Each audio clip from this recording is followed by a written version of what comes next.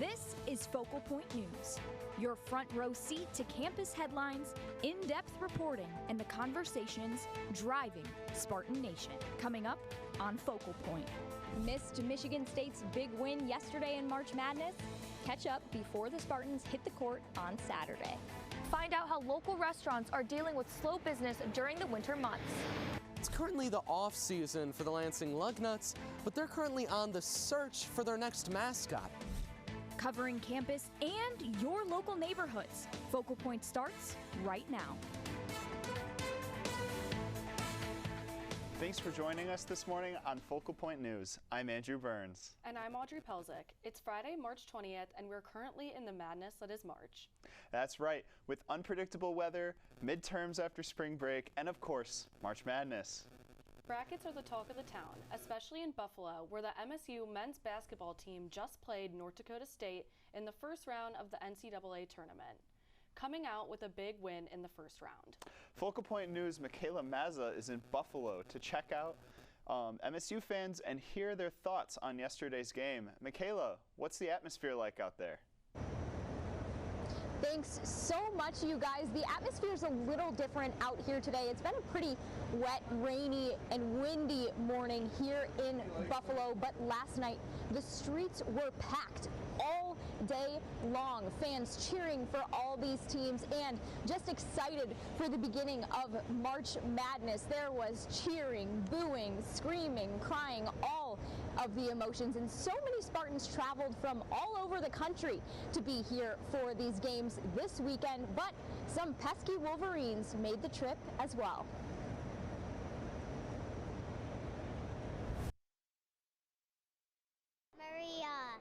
For some, making the trip to Buffalo was never a question.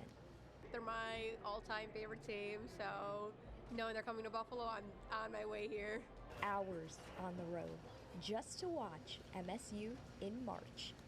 And once you're here, you start to notice it. Every single person that you pass that's wearing any type of Michigan State apparel, they seem to acknowledge you and treat you like family. Spartans everywhere. For some, it starts on campus. I'm an alumni. I went to school there from 2003 to 2007. For others, much earlier. Since I was born. Her whole life. 6 years. All 6 of his. Different ages, but the same passion. But not everyone here is wearing green. I don't hate them, but we can say I maybe despise them a little bit. Because when the University of Michigan is involved, the energy changes. I traveled from Lexington, South Carolina. I'm a Michigan fan, diehard. It's loyalty. They can never disappoint. Mixed with rivalry. Yeah, I mean, I actually picked them to win, but I wouldn't mind seeing them lose either. Different fans, different sides, but united in madness. Now, it's not lost on any of these fans that we could possibly be seeing a Michigan State national championship game this year, and both of these squads are each one step closer to getting there. They both won their round of 64 matchups last night, and then will face off against other opponents in the round of 32 tomorrow. And we'll have that Michigan State game recap later on in sports. But for now, Audrey and Andrew, hopefully I'll see you with the news that Michigan State is moving on to the round of 16. Back to you guys. Thanks, Michaela. We appreciate you traveling alongside the basketball team to cover this as the story unfolds. But Michaela wasn't the only one traveling with MSU athletics this week. After all, what our teams would be without the sounds of home. Both of MSU's basketball squads headed out this week for their first round matchups in March Madness. However, the student athletes aren't the only Spartans attending the big dance. The Spartan brass loaded up their instruments earlier this week, heading to Buffalo, New York and Norman, Oklahoma for the men's and women's first rounds. Win or lose, the brass will be there right alongside the basketball teams representing Michigan State on the biggest stage.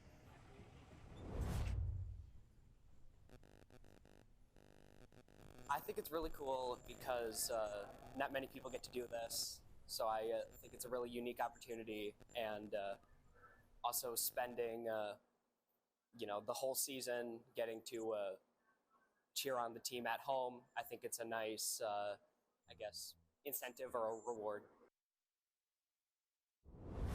Just like the basketball teams, the Spartan Brass have worked all year long for March Madness and are set to represent MSU on the national stage with hopes of a deep run into March.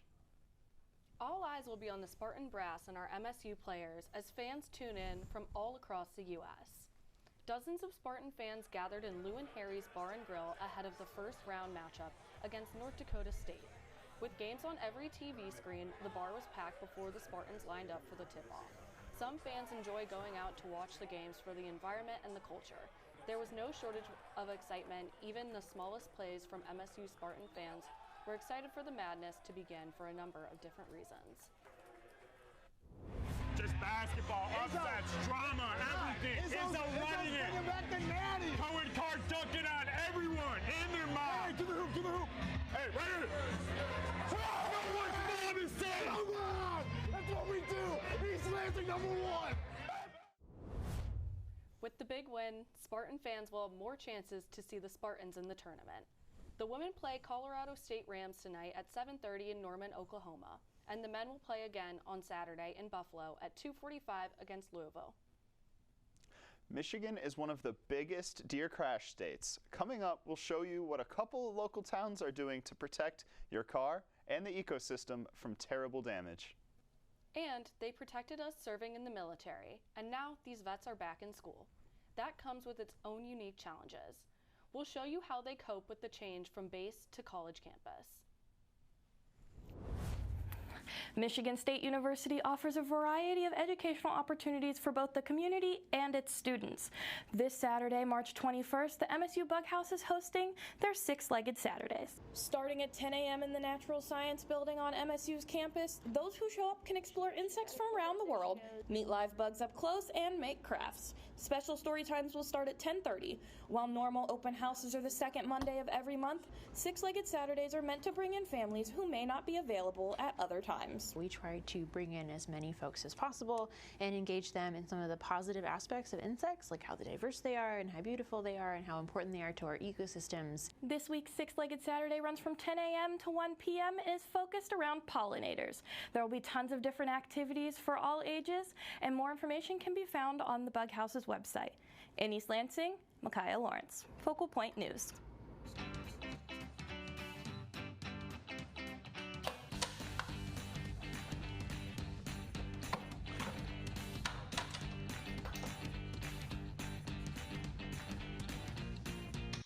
Oh my gosh, the sink is clogged. I need to submit a maintenance request.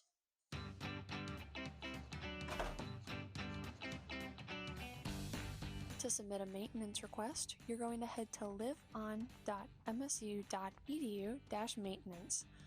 Once you're on that page, there will be a green hyperlink that says Submit a Maintenance Request. From there, you will select the type of maintenance you need, and then you will fill out your information. Make sure you are selecting the correct dorm building, room number, or location. From here, you will be prompted to explain what the issue is and add additional details if you wish, such as a picture. Once you've filled that out, make sure to hit submit and you're all set. Welcome back to Focal Point News. Deer are a common sight across mid-Michigan, but with many Lansing residents, they've become a growing concern. With rising safety issues and an increase in population, local officials are taking action, approving a deer cull to thin the herd. Focal Point's Kennedy DeMars is live in East Lansing with more on how the city is responding. Kennedy?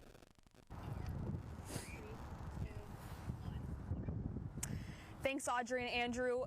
Since 2011, East Lansing has worked hard on urban deer management. City Council voted in favor of an annual deer cull where deer will be killed and removed from the area.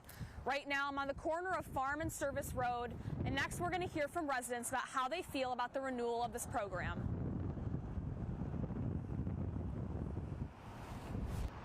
Throughout East Lansing and Lansing, deer can be a common sight, but the overpopulation is becoming a problem for many residents. It was pitch black and a deer ran out in front of my family's car. City Council recently renewed the deer cull, where sharpshooters will be organized to harvest deer in city parks at night. So it's really about also keeping that deer population healthy. Land Stewardship Coordinator Emma Campbell says that the deer population issue can cause damage to local ecosystems and increase risks of car collisions. The state of Michigan has seen about a 28% increase in deer car collisions in the last decade. Deer management methods such as the deer cull is just one way to get this number down. For some drivers, those risks are all too real. We ended up killing the deer with our car as well, and that was very traumatizing as a young kid, but it's also something that my family still talks about. Problems caused by these animals can be devastating. However, there is still uncertainty about the ethics of the decision.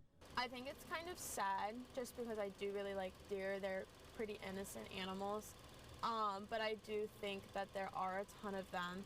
But Campbell says there are other benefits than reducing the population. And I think at the end of the day, too, one of the really important parts of this program is that we donate so much of the venison. I mean, we've donated over 40,000 pounds since 2020. And despite the program making some residents uncomfortable, Campbell and other land stewardship coordinators continue their public outreach and talking with folks in the community.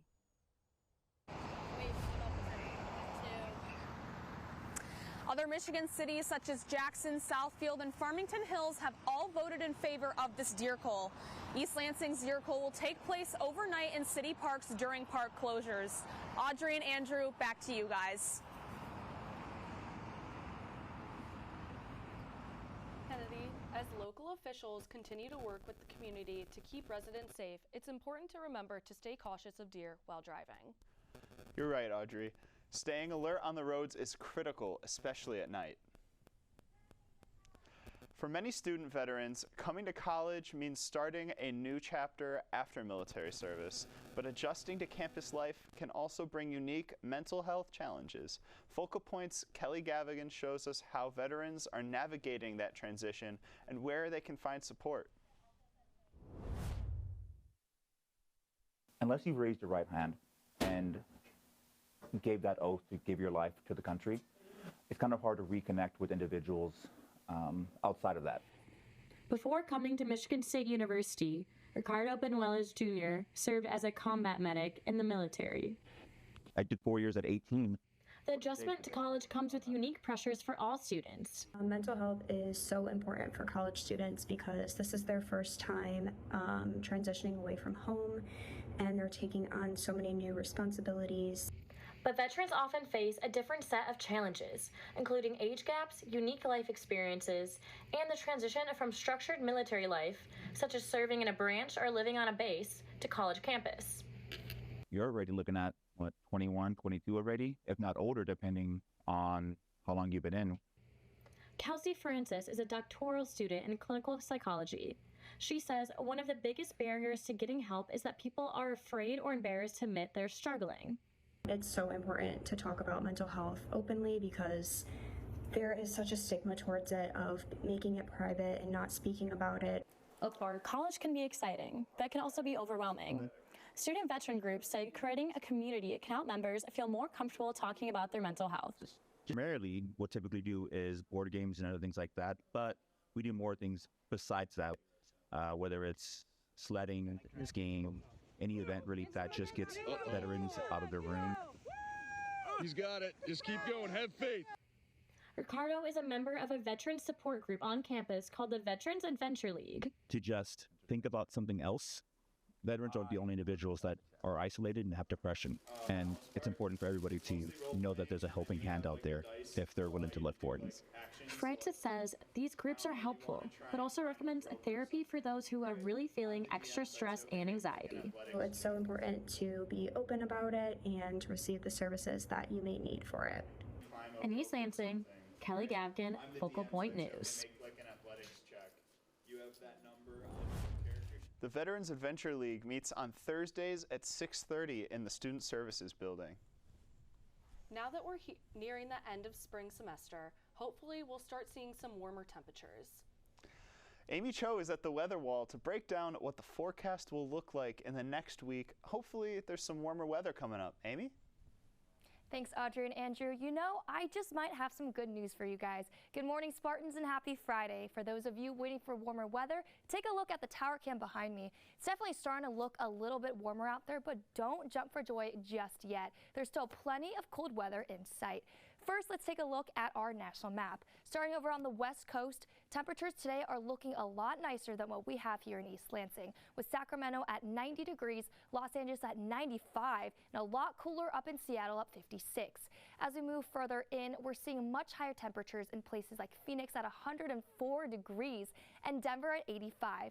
Moving on over to the Midwest, we're seeing temperatures are a little bit better than what we've been used to so far, with Minneapolis at 60 degrees, Chicago at 63, and Detroit at 66 degrees.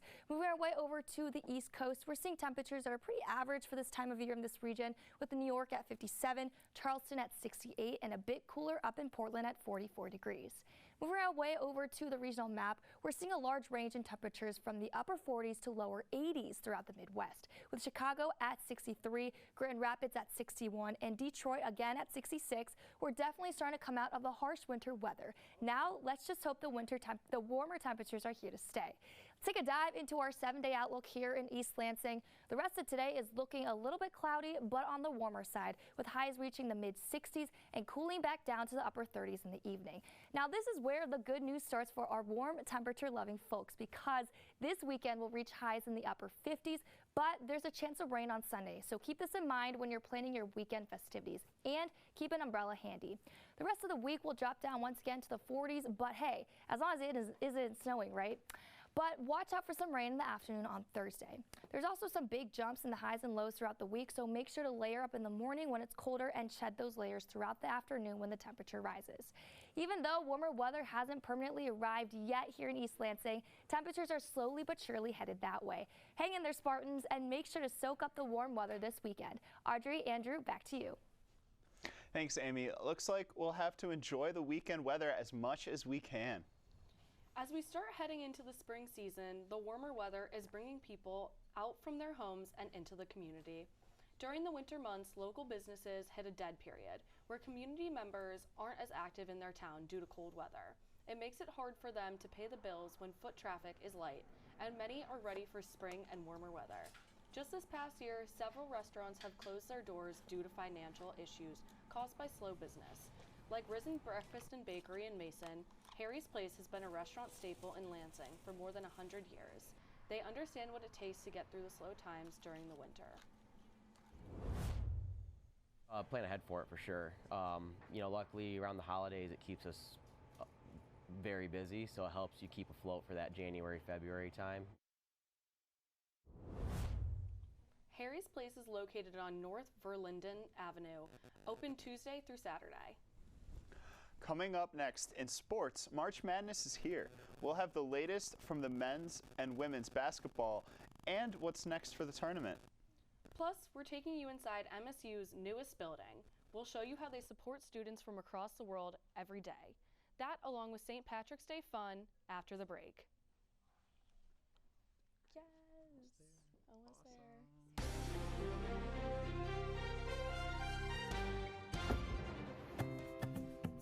Each day, many students find themselves looking for opportunities to keep busy and active in the ample downtime that college presents.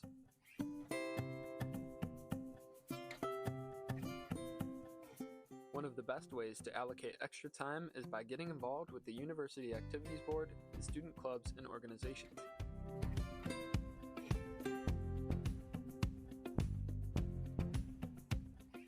The UAB, clubs, and organizations all provide valuable opportunities to network and meet people, learn important skills, and explore new hobbies. What you're doing is you're initializing an empty list, and so for each... If you want to avoid spending your nights bored in your dorm, join the UAB or an RSO. With over 1,000 clubs and organizations on campus, you're sure to find something you like. Get involved and your problems will be solved. Music and dance filled the MSU Multicultural Center last week, showcasing cultures from around the world. Focal Point's Layla Ellington takes us to feel the rhythm and shows us how the event helps bring students together.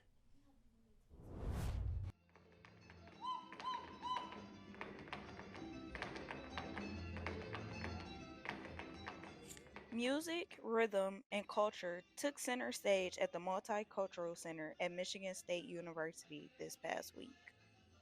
I think that being able to have spaces like this and having events like this, it just makes people more aware. Students gathered to explore cultures through music and dance, celebrating traditions from around the world. We create an opportunity for students to come together over a shared cultural experience. The Multicultural Center says that the event is meant to give students a space where they feel comfortable expressing their cultural identities. And we have an opportunity for students to engage. And then we have an opportunity for them to gather together around a meal. Throughout the night, performances and interactive moments encourage students to participate and experience new traditions. My favorite part about the event was actually learning how to dance. Students attending events like this help build a stronger sense of community on campus and learn about cultures they may not be familiar with. I think they should hold more events like this at MSU. Organizers say they plan to continue hosting events like this to encourage cultural appreciation and connection among students. In East Lansing, I'm Layla Ellington, Focal Point News.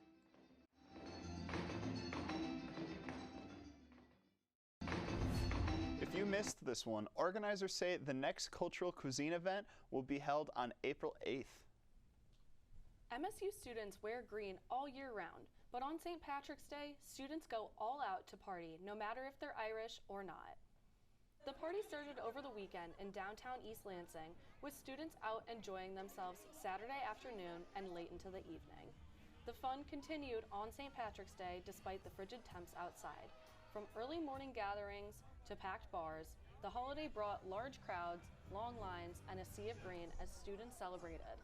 Local bars say the day is one of the busiest days of the year, filled with customers at tables all day and lining up at the doors before they open. But while the celebrations may look effortless, employees say a lot of work happens behind the scenes to prepare for the rush. And we'd be just helping cut limes and cleaning, making sure all the tables were clean, all the chairs were organized, and that we just had everything in order to be stocked and ready for all the customers. Downtown East Lansing always gets a little crazy on St. Patrick's Day, and this year was no exception. From celebrating holidays to your favorite teams, Michigan State sports are hoping to give fans more to celebrate about. Let's head over to Micaiah Lawrence at the sports desk to check in on postseason action and new season beginnings.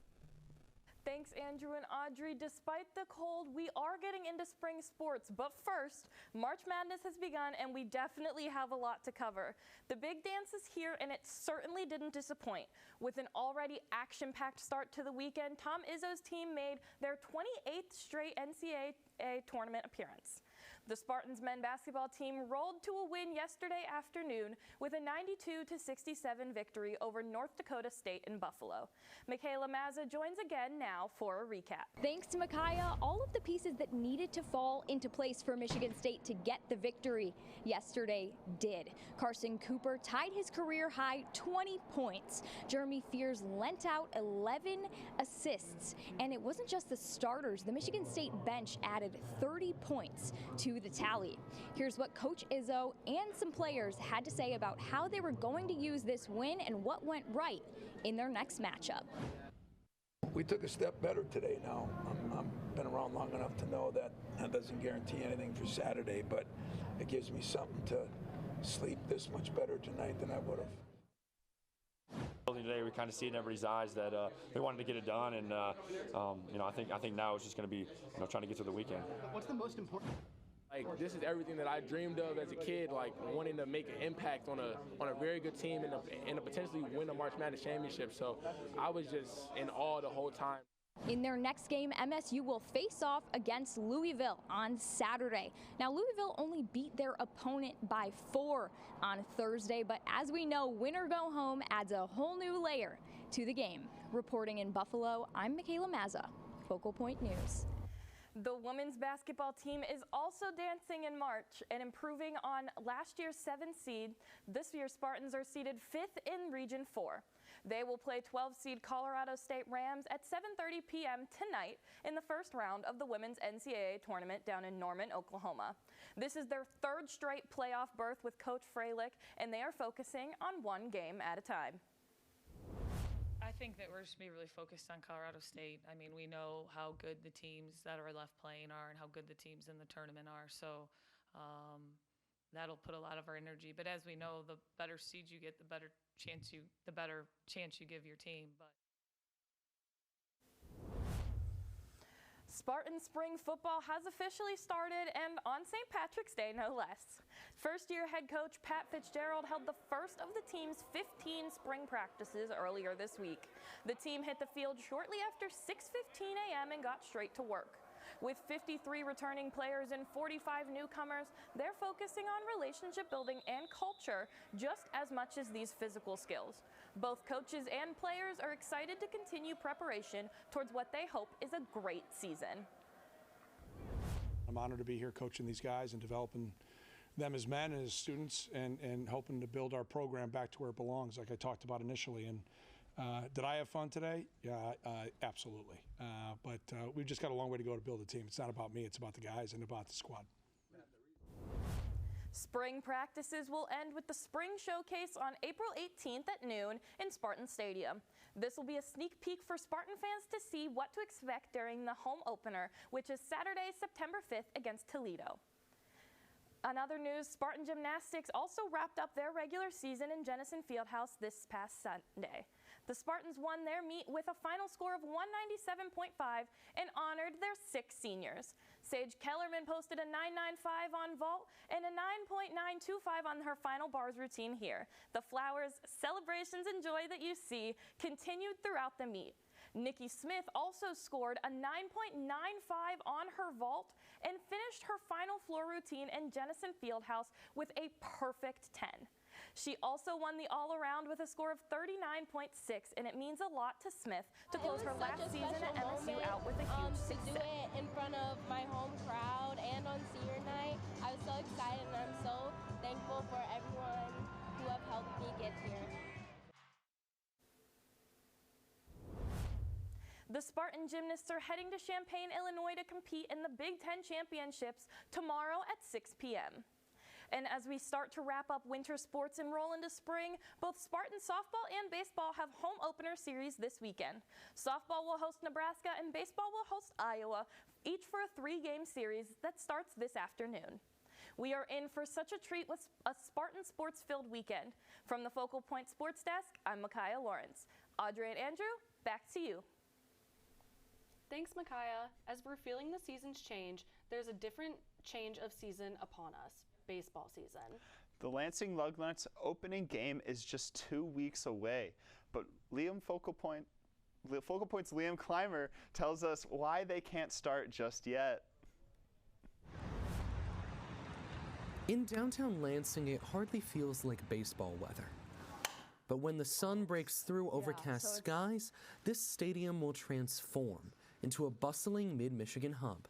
Well, it's currently the off-season for the Lansing Lugnuts. These stands will soon be filled with fans awaiting the next Big Lug. Big Lug is just a staple of what it means to live in Lansing. When you live in a large city like Lansing, its community is bound to have its fair share of symbols. He's so goofy and funny. And for baseball fans like Eddie Eichenhorn, it's the Lansing Lugnuts' very own Big Lug. I don't even know what he is. I guess he's an amalgamation of nuts and bolts and lugs and nuts. Regardless of what the dragon-like creature with the lug nut nose really is, fans do love it when he takes the field. He gets smiles and waves from everyone. Lugnut's marketing coordinator, Ellie Johnson, says they're on the lookout for someone new to portray the character. Someone who is going to come in with a lot of enthusiasm, but also a lot of love and passion for this kind of work. Eddie told me they have big shoes to fill, even for mascot standards. And I have the memory of all of us going to the Lugnuts game, huge group, maybe 15 people, and Big Lug we were sitting right near him and he kept messing with us. He says minor league baseball games are an affordable way for him to spend summer evenings with friends, and he hopes they find someone who will create more good memories. He played along with us. With this season being the 30th anniversary of Lugnuts baseball, Johnson says it's a dream season for anyone taking on the role. To hit a home run for our 30th. And for those hoping to nail their audition, here's a word of advice. It takes a big personality. A little bit of helping. People enjoy their time at the ballpark in whatever way fits them best. And most of all, it's grit, it is determination, and it is definitely fun. In East Lansing, Liam Clymer, Focal Point News. Woo. Hiring information for the open big lug position can be found on the Lugnuts website. That's all we have for you this morning. I'm Audrey Pelzick. I'm Andrew Burns, and we leave you now with the Irish sounds from the 10-pound fiddle. And we'll see you next time on Focal Point. Awesome. Let's do whiskey in